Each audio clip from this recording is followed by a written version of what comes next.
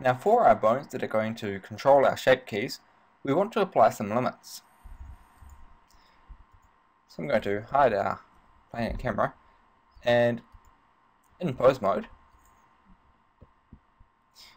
I'm going to hide these ones so they don't get in the way, and selecting a bone, we want to go over to the constraints panel. Let's go add constraint, limit location. Now we can just control these by just limiting them to the local space, and now you can see we can't really move it at all. It doesn't really work. Now what we use this for is just to limit them to a specific axis or a specific area, so we don't accidentally move it or move it a bit and it ends up all the way off in the distance, because that can really screw up your animations. So what we're going to do here is limit it along a particular axis. In this case, for this bone, we would limit it to -0.1 and 0.1 along the X, and you can see that moves it a fair bit, but let's try 0.2, and that is perfect for the cheekbone, or the cheek puff I should say. So what we do now is we select that, shift select another bone, space, copy constraints to selected, select the top one, select them in the other order. It pops up with an error that you just selected them in the wrong order. If it doesn't work, it doesn't pop up with an error, and it doesn't add in the constraint, then you've clicked the bottom one, in which case it's not going to work. So this one down here, you can set this to a -0.2 in all axes, because this one here needs to travel a fair way. And all you need to do is go through and apply these to all of the bones, apart from the ones that control the bones such as the teeth and the tongue, because they of course don't really need limits as such. I mean, if they go all the way off in the distance, you're going to know about it. So I'm just going to quickly pause the recorder while I fix up all of this, and I'll be back in a... Cool, so I've now gone through and added in all my limit location constraints, and now we can begin on our tracking for the eyes and the inverse kinematics that we'll be using to control our eyelids. So we'll start on the damped tracks. So select your eye bone, add constraint, and we will be using damped track. Select the armature, and we'll be selecting the lookat.l. Repeat this for the other eye bone. What this does is it means it's going to be tracking to these two bones, which means we can now move around our lookat targets and they will move to them. Or we can move one eye at a time for however we need to. Awesome. Let's add in some inverse kinematics. Gotta love the inverse kinematics.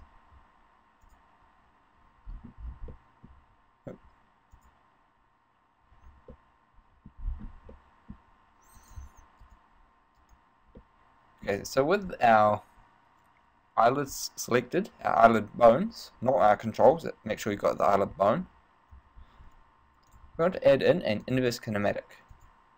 We'll set the target to be the armature, and the bone, we're going to be setting this one to be eyelid bottom dot L.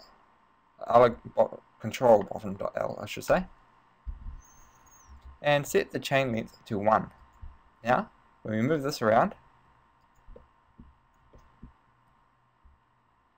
it will actually move around our eyelid. And it's much easier to control than just moving the eyelid bone itself. Let's repeat this for the other 4. So inverse kinematic, we'll set to armature,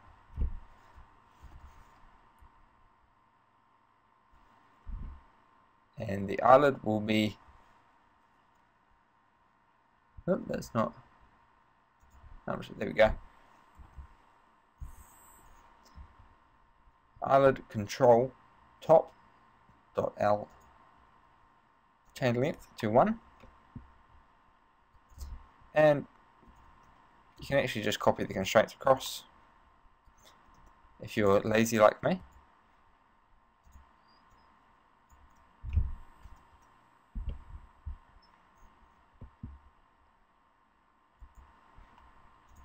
And just make sure you change them over to R for right. And with that done, it's a little hard to control them from that angle, but you get the idea.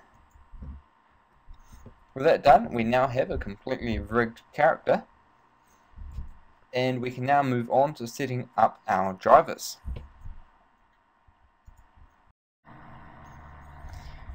So what we need to do now is we need to split our window by clicking on this little drop thingy, and we need to change one to be the graph editor. Switch it from F-curve editor to drivers, and this is where we'll control all our drivers. Press N to bring up our properties menu, which we'll need, and we can remove our ones there. We don't, oh yeah, we might open up this one just so we can see the target there. So what we're going to do is add in some drivers. Now the way we do this is we select our mesh, go to our shape keys, we'll start right from the top, and you need to right click on the value and click add driver. Now that will make it purple and it will pop up over here with an option which we can select. Now what we need to do is change the object to be armature. The bone is going to be whichever bone will be used, which I believe we called chin.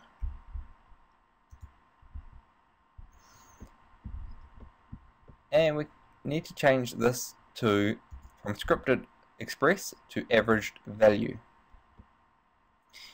Now you see this one here is jaw left, which is going to be local space X location. Which if we move this, you notice that it does move just rather slowly. So the way we fix that is by going into this and changing the value down here. Now this is a standard mathematical formula, so y equals 0x plus 1x, or 0 plus 1x I should say. So I'm going to change that to 10 to multiply the speed of it by 10. It's the easiest way to say it. And it will now move much faster. Cool, so what we need to do now is right click on this, copy driver, and then we'll go paste on this one, that one, draw up, and come back over here. You can see where it's got right, going the other way. So we want to set this to be -10. So if we move that to the left, it's going to do a lot, but over to the right, it moves across just as it should. And we need to go to the draw down, where we need to switch to Y location, and this will be -10 as it's going down, and this one here, Y location. So we'll test that out by moving on the Z axis, and we can now move our draw around with this bone. Now isn't that awesome? It's fantastic. So it's a bit of a tedious process, but we need to go through and we need to add that same driver to every single one of our drivers down here. We also need to do the same for our teeth and our eyebrows. And once we've done that, we'll be ready for animating.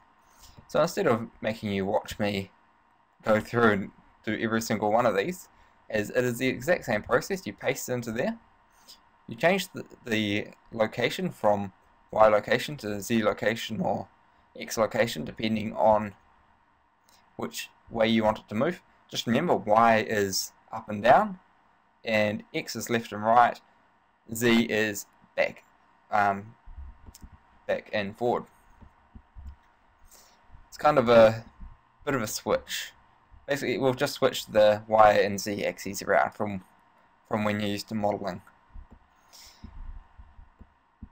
Also, down here, the multiply controls the speed and direction. So 10 means it is moving forward 10.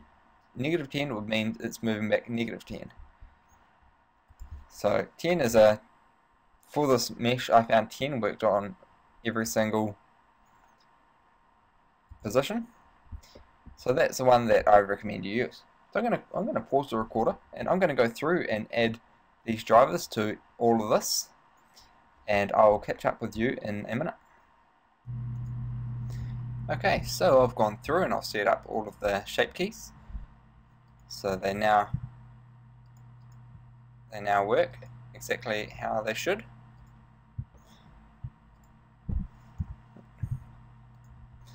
I'm just going to switch this armature back over to Y so it's a bit easier to use.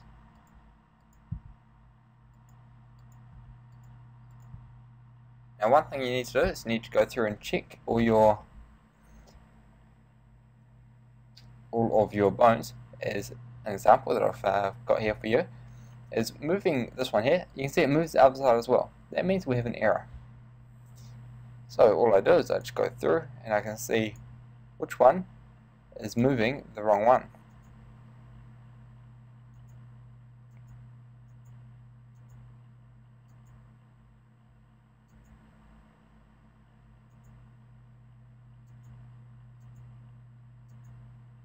Now they're all correct according to this.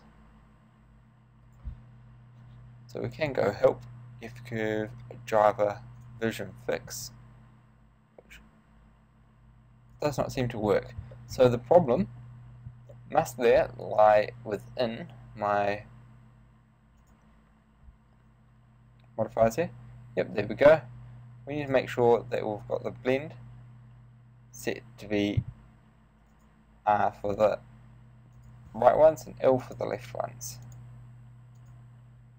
And that should have fixed our problem. Fantastic. So just go through all your drivers and make sure that you've got them all working before we move on to the next section, where we'll cover pose libraries and how to actually set up our phonemes and facial expressions and all of that kind of things.